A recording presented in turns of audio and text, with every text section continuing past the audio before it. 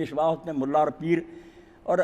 سوچا جائے اور دیکھا جائے کہ ان دونوں کا گٹھ جوڑ ہوتا ہے۔ تاریخ گواہ ہے، صرف لوگوں کو دھوکہ دیتے رہتے ہیں۔ یہ مذہبی پیشوا اور دنیاوی حکمران اندر سے ایک ہوتے ہیں، وہ ان کو فائدے پہنچاتے ہیں،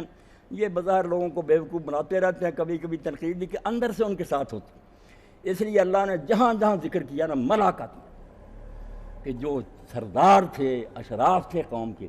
مخالفت انہوں نے کی پیغمبروں کی۔ عوام بیچاروں کو کوئی تکلیف نہیں تھی، اگر یہ دھوکہ نہ دیتے تو فوراً اسلام قبول کرتے، ان کے تو فائدے کی باتیں تھیں، عدل انصاف میں یہ دھوکہ دے نہیں، نبی کی بات نہ ماننا، یہ باپ دادا کے طریقہ سے ہٹاتا ہے، اس سے تو ہماری قوم تباہ ہو جائے گی، ہماری معیشت برباد ہو جائے گی۔ تو ملا جو تھے قوم کے سردار، انہوں نے کہا انا لنراک فی ضلال مبین، اور جو تو ہمیں کہہ رہا کہ برباد ہو جاؤ گے، تیری باتوں سے تو ہم یہ سمجھتے ہیں کہ تو کھلا مرا، تیری مت ماری گئی ہے، تو پاگل ہو گیا، سارا کام ٹھیک چل رہا ہے، معاشرہ اتنا مستحکم اور مضبوط ہے، حکومت ہماری اتنی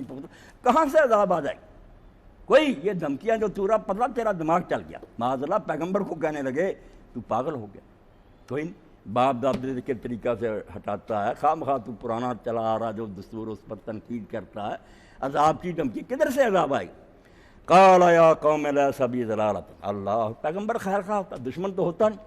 وہ تو ایک معالج کی طرح ہوتا ہے، جیسے ڈاکٹر بیچارہ سارا جتن کرتا ہے کہ اس کو کسی طرح شفا ہو جائے۔ پیغمبر تو بیچارے اپنی نیند خراب کرتے ہیں، راتوں کو تہجد میں کھڑو کر روتے ہیں، گلیوں میں پتھر کھاتے ہیں، خیر خواہ ہوتے ہیں کہ ان کو بچا لیا جائے، مگر نبوہم جو ہے ان کے ہاتھ سے چھوٹ جاتے ہیں، دھکے دیتے ہیں کہ نہیں ہم نے غرق کیا ہونا۔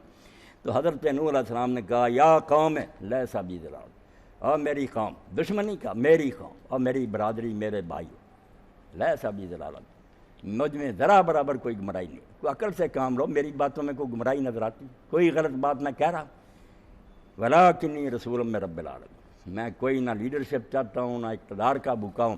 میں تو جو کائنات کا مالک ہے، جہانوں کا رب ہے، اس کی طرف سے تمہارے لیے قاصد ہے، امبیسڈر ہوں، اس کا سفیر ہوں، اس نے مجھے بھیجا کہ ان کو بتا دے ورنہ یہ برباد ہونے والے، تمہاری خیر خواہی کے لیے رب العالمین کی طرف سے آیا۔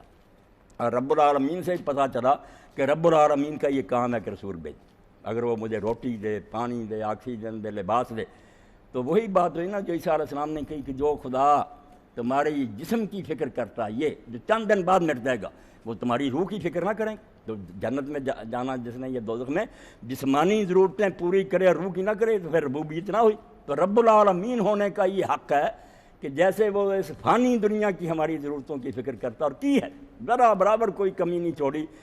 ڈھیر لگا دیا نعمتوں، وہ کیسے روح کو تشنا اور بھوکی رہنے دے گا؟ اس نے وہی اتاری، کلام اتارا، اور یہی وہ کلام ہے جس کو اللہ تعالیٰ قرآن مجید میں روح کہتا ہے۔ ایک روح جو ہے جان ہے ہمارے اندر، جیسے قرآن پاک میں آپ نے ینزل الملائکۃ بالروح،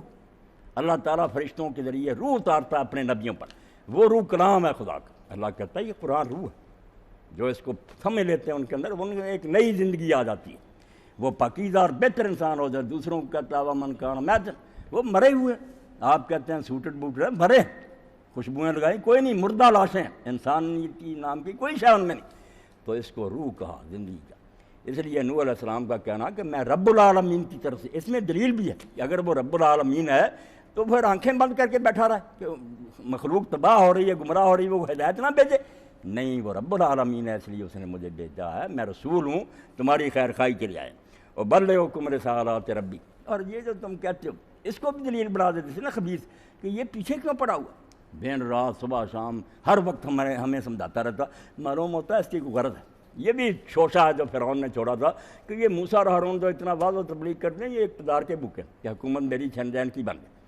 آپ نہیں چھوڑتے تخت، اگر اتنا ہی برا ہے چھوڑ کر چلے جائیں، نہیں چمٹے رہتے ہیں، نیک اگر